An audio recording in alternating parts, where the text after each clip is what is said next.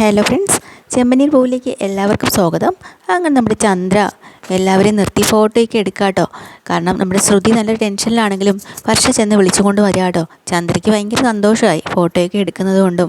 പിന്നെ ശ്രുതിയും കൂടെ വിളിച്ച് നിർത്തി ഫോട്ടോ എടുക്കുകയാണ്. ഇതൊക്കെ മാറി നിന്ന് കാണാണ് രേവതി കേട്ടോ.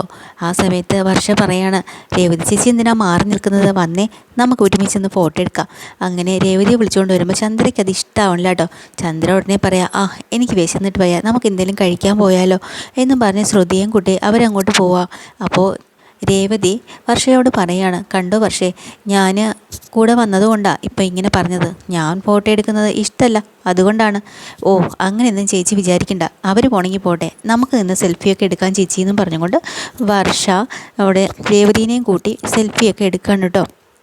അത് കഴിഞ്ഞ് അവർ ഫുഡ് കഴിക്കാനായിട്ട് പോവുകയാണ് എല്ലാവരും കൂടെ. ആ സമയത്ത് നമ്മുടെ സച്ചി അത് കാണുകയാണ് കേട്ടോ. സച്ചി ഓടിപ്പോയി അച്ഛനെയും ശ്രീകാന്തിനെയും എല്ലാവരെയും വിളിച്ചുകൊണ്ട് വരികയാണ്. എന്നിട്ട് പറയുന്നുണ്ട്, കണ്ടോ അച്ഛാ, കണ്ടോ, എന്താടാ, നമ്മൾ രാവിലെ ഭക്ഷണം കഴിച്ചു, പക്ഷേ ഇവർ വന്നിന്ന് ഭക്ഷണം കഴിക്കുന്നത് കണ്ടോ? അതിനിപ്പോൾ എന്താടാ, നമ്മൾ കഴിച്ചല്ലോ, അവരും കഴിച്ചോട്ടെ. അതല്ലെന്നേ, അമ്മായിയമ്മയും 3 മരുമക്കളും കൂടെ എന്ത് സഹകരണത്തിലായിരുന്നു കഴിക്കണേ, അതങ്ങോട്ട് നോക്കിക്കേ. അത് നീ പറഞ്ഞത് ശരി തന്നെയാണ് എന്ന് പറഞ്ഞ് ഇവരങ്ങോട്ട് ചെല്ലാട്ടോ. എന്നിട്ട് ഞങ്ങൾ വിളമ്പിത്തരട്ടെ, എന്തെങ്കിലും വേണോ എന്നൊക്കെ ചോദിക്കുകയാണ്. അതിൻ്റെ ഒന്നും ആവശ്യമില്ല. എന്നാലും സച്ചി പറയണം, അതൊന്നും പറഞ്ഞാൽ പറ്റില്ല, ഞങ്ങൾ വിളമ്പിത്തരും, കിച്ചണിൽ പോയി സാധനങ്ങളൊക്കെ എടുത്തുകൊണ്ട് വരാം വിളമ്പാനായിട്ട് എന്ന് പറയാട്ടോ. അപ്പോൾ തന്നെ ഇവിടെ ശ്രുതിക്ക് ആകെ പേടിയായി. കാരണം കിച്ചണിലാണല്ലോ ബിരിയാണിക്ക നിൽക്കുന്നത്. അയാൾ അവിടെ വെച്ച് അങ്ങനെ കണ്ടു കഴിഞ്ഞാൽ ആകെ പിടിക്കപ്പെടുമല്ലോ എന്ന് പേടിച്ച് നിൽക്കണം കേട്ടോ. അപ്പോൾ പെട്ടെന്നാണെങ്കിൽ ഇവർ പോയി സാധനങ്ങളൊക്കെ എടുത്തുകൊണ്ട് വരുവാണെങ്കിൽ ബിരിയാണിക്ക് അവിടെ നിന്ന് മാറി നിൽക്കട്ടോ ഇവരെ കാണുമ്പോൾ തന്നെ. അങ്ങനെ ഇഡലിയും സാമ്പാറും ഒക്കെ എടുത്ത് അവർക്ക് വിളമ്പി കൊടുക്കുകയാണ്. ആ സമയത്ത് സച്ചിക്കൊരു ഐഡിയ തോന്നാൻ കേട്ടോ, ഇച്ചിരി വാരി കൊടുത്താലോ എന്ന്. ഉടനെ തന്നെ സച്ചി കുറച്ച് ഇഡലിയൊക്കെ എടുത്ത് രേവതിയുടെ വായിലേക്ക് വെച്ച് കൊടുക്കുകയാണ്. കുശുമ്പ് പിടിച്ച നമ്മുടെ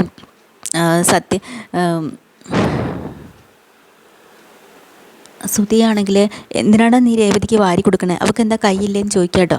അതിന് നീ എന്തിനാണ് കുശുമ്പ് കാണിക്കണേ, എൻ്റെ ഭാര്യയ്ക്ക് ഞാൻ വാരി കൊടുക്കും, നിനക്ക് വേണമെങ്കിൽ നീയും വാരി കൊടുത്തോ. അങ്ങനെ എല്ലാവരും വാരി കൊടുക്കുകയാണ്. അപ്പോൾ ഉടനെ രവിയെടുത്ത് പറയുന്നുണ്ട്, അച്ഛനും അമ്മയ്ക്ക് വാരി കൊടുക്ക്, ഒന്ന് പോടാ, പിന്നെ വീട്ടിലൊക്കെ ഇതൊക്കെ ചെയ്യാറുണ്ടെന്ന് നമുക്ക് നല്ലവണ്ണം അറിയാം, ഇവിടെ വന്നപ്പോൾ എന്താ നാണം വന്നോ എന്നൊക്കെ പറഞ്ഞ് സച്ചി കുറേ കളിയാക്കുന്നുണ്ട് കേട്ടോ. അത് കഴിഞ്ഞിട്ട് പെട്ടെന്ന് ഓരോരുത്തരായിട്ട് അങ്ങോട്ടും ഇങ്ങോട്ടും വാരി കൊടുക്കുകയാണ്. അപ്പോൾ വർഷയും ശ്രീകാന്തും തമ്മിൽ വാരി കൊടുക്കുന്ന സമയത്ത് ഫോട്ടോ എടുക്കണമല്ലോ. ബാക്കി എല്ലാവർക്കും ശ്രീകാന്താണ് എടുത്തു കൊടുത്തത്. അപ്പോൾ അവർക്ക് എടുക്കാനായിട്ട് എന്ത് ചെയ്യും, ഉടനെ തന്നെ അവിടെ നിന്ന് ഫോട്ടോഗ്രാഫറെ വിളിക്കാനായിട്ടോ സച്ചി. എന്നിട്ട് അയാളോട് പറയാം, ഞങ്ങൾ അങ്ങോട്ടും ഇങ്ങോട്ടും ഓട്ടും, നിങ്ങളൊന്ന് ഫോട്ടോ എടുക്കാവോ, അതിനെന്താ ഞാൻ ഫോട്ടോ എടുത്തോളാം എന്ന് പറയാട്ടോ. അങ്ങനെ എല്ലാവരും അവരുടെ ഭാര്യമാർക്ക് വായിൽ ഭക്ഷണം എടുത്ത് വെച്ച് കൊടുക്കുകയാണ്. അത് കഴിഞ്ഞിട്ട് ഫോട്ടോഗ്രാഫർ പറയാം, ഇനിയൊരു കാര്യം ചെയ്യും, ഭാര്യമാരെല്ലാം കൊണ്ട് ഭർത്താക്കന്മാർക്ക് വാരി കൊടുക്ക്. നിങ്ങൾ കൊള്ളാമല്ലോ, അങ്ങനെയൊക്കെ വേണ്ടത്. എന്തായാലും എൻ്റെ വീഡിയോ ഒക്കെ പോസ്റ്റ് ചെയ്താൽ എനിക്ക് നല്ല വ്യൂസ് കിട്ടും തോന്നുന്നുണ്ട് എന്നൊക്കെ ഇങ്ങനെ അയാൾ പറയാൻ കേട്ടോ. അതൊക്കെ കഴിഞ്ഞ് നിൽക്കുമ്പോഴാണ് രവീന്ദ്രൻ ഉച്ചയ്ക്ക് ഭക്ഷണമൊക്കെ കഴിച്ച് കഴിയുമ്പോഴത്തേക്കിനും ഗുളിക മരുന്നും കഴിക്കാനുള്ള സമയമായി. അതിന് വേണ്ടിയിട്ട് ഇച്ചിരി വെള്ളം വേണം. ആ വെള്ളം എടുക്കാൻ വേണ്ടിയിട്ട് സച്ചി കിച്ചണിലേക്ക് പോവാണ് കേട്ടോ. അപ്പോൾ കിച്ചണിൽ ബിരിയാണിയൊക്കെ ഉണ്ടല്ലോ, അവിടുന്ന് അങ്ങോട്ടും ഇങ്ങോട്ടും ഓടാൻ പറ്റാത്ത സാഹചര്യമായി. പെട്ടെന്ന് തന്നെ ശ്രുതിയാണെങ്കിൽ മാറി നിന്ന് അയാളെ വിവരം അറിയിക്കുന്നുണ്ട്. പക്ഷേ അയാൾ ഫോൺ എടുക്കുന്നില്ല. അയാൾ അങ്ങനെ നിൽക്കുന്ന സമയത്ത് സച്ചി കയറി വരുവാണ്. എന്ത് ചെയ്യും, ഒളിക്കാനൊരു സ്ഥലമില്ല. അവിടെ ഒരു അണ്ട വരുന്നു കേട്ടോ, അത് പൊക്കി അതിനകത്ത് കയറി അങ്ങ് ഇരുന്നു. അപ്പോൾ സച്ചി വന്ന് വെള്ളം ചോദിക്കുമ്പോൾ അവിടെ ഇന്ന് ആൾ പറയുന്നുണ്ട്, ഹാളിൽ വെച്ചിട്ടുണ്ടല്ലോ, അല്ലാതെ തണുത്ത വെള്ളമല്ലേ, മരുന്ന് കഴിക്കാൻ ചെറു ചൂട് വെള്ളം വേണം. ശരി, എന്നാൽ ഇവിടെ നിന്ന് എടുത്തോണ്ട് പൊക്കോന്ന് പറയാം കേട്ടോ. അങ്ങനെ സച്ചി ഇത് എടുത്തുകൊണ്ട് പോണ സമയത്ത് അവിടെ ഇരുന്ന് രണ്ടുമാർ സംസാരിക്കുക കേട്ടോ കല്യാണ പെണ്ണിനെ കുറിച്ച്. അവൾ ആളെത്ര ശരിയൊന്നുമല്ല, ആദ്യം ആ ചെറുക്കൻ്റെ കൂടെ ഇറങ്ങിപ്പോയതാണ്, 2 ദിവസം കഴിഞ്ഞാണ് പിടിച്ചുകൊണ്ട് വന്നത്, അത്ര നല്ല സ്വഭാവമൊന്നുമില്ല, വയറ്റിലൊരു കൊച്ചുണ്ട്, ഗർഭിണിയാണെന്നാണ് തോന്നുന്നത്, അതുകൊണ്ടാണ് എടുപടിന്ന് കല്യാണം നടത്തുന്നത്. ഇങ്ങനെയൊന്നും പരദൂഷണം പറയുന്നത് സച്ചി കേൾക്കണോ? സച്ചി ഇങ്ങോട്ട് വന്ന് അയാൾക്ക് 2 അടി പറ്റിക്കുന്നുണ്ട്.